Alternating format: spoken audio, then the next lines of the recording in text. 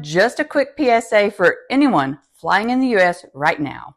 The government shutdown has now stretched into November, and it's affecting flights, airports, and TSA lines. And this could definitely get worse as we approach the holidays. I'm going to explain what's happening, give you real numbers, and some solutions for you if you're planning on flying. Let's jump in. What's actually happening right now? Before the government shutdown, there was already thousands of vacancies for TSA agents and air traffic controllers. Now, with the call-ins from not being paid, it's spiking and causing a lot of pinch points in the U.S. Several major airports have reported lines as long as 4 hours to get through TSA. Here's some real numbers. About 13,000 air traffic controllers and 10,000 TSA agents are working right now without being paid. Thousands of flights are being delayed and canceled due to this shortage. One report showed over 4,000 delays last weekend and over 500 flight cancelizations. In some local areas, the air traffic controller absentee rate is spiking to 80%. A lot of these in the New York City area. That's an extreme example, but it shows you how fragile the system can be. So which airports are being hit the hardest? I've got a list. The picture changes every day, but here are the ones that are mentioned the most right now in the news media for having the longest lines or the most flights canceled or seriously delayed. Newark, Denver, Chicago, both of the Houston airports,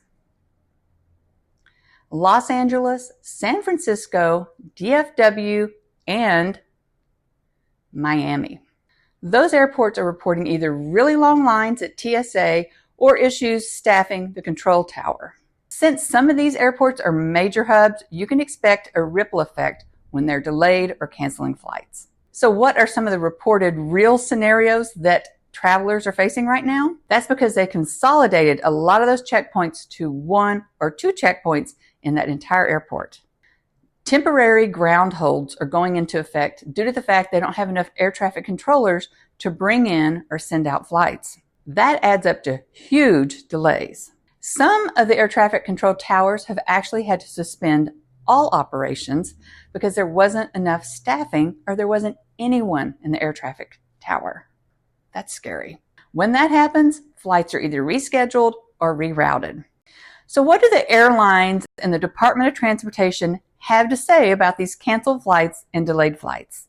Federal rules require airlines to refund customers when there's a serious delay, which is usually considered 3 hours, or a flight is canceled. This is even if your ticket is a non-refundable ticket.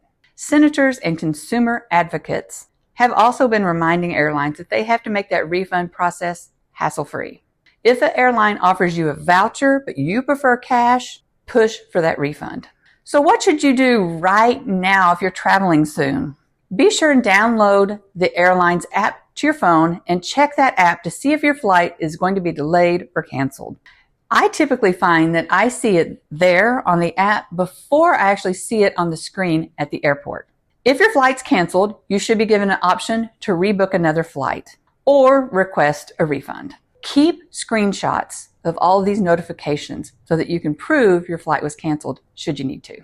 If the rebooking doesn't meet your needs, call the airline. So you should also have the airline's phone number pre-programmed in your phone. When you get them on the phone, you can either ask for a better flight to be rebooked or for a refund.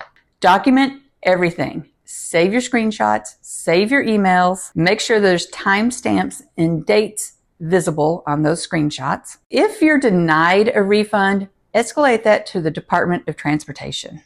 Another option might be to consider some alternative airports, maybe some smaller airports where there's only one check-in and they have fewer flights coming and going. Some of the smaller airports may still be operating normally.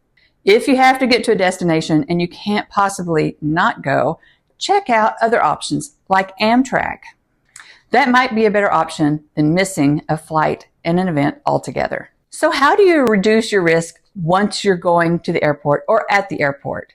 First of all, they're suggesting you arrive at least 3 hours early for a domestic flight and 4 hours for an international flight.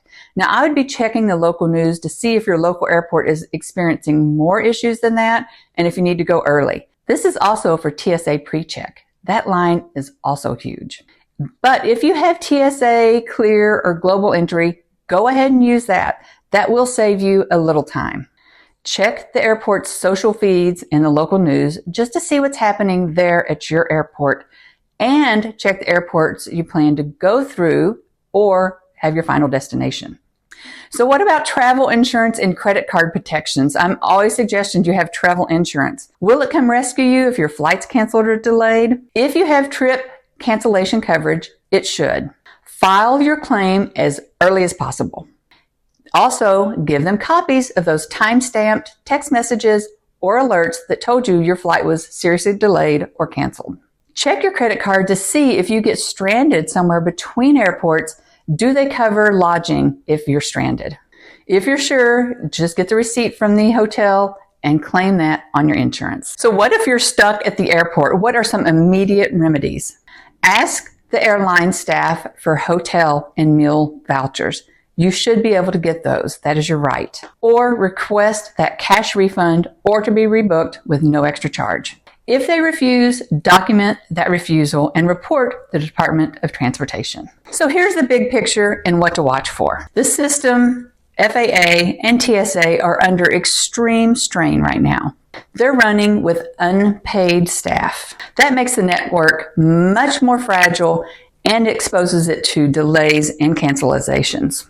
Officials have warned that during the holidays, this is going to get worse. So prepare your patients and your apps and phone numbers. Watch reputable outlets for media and your airline's social media pages to see what's really happening. If you're traveling, document everything. Check your airlines now to see what's going on, and check for your plan B. Find out if Amtrak or some other way to get to point A to point B is going to work for you.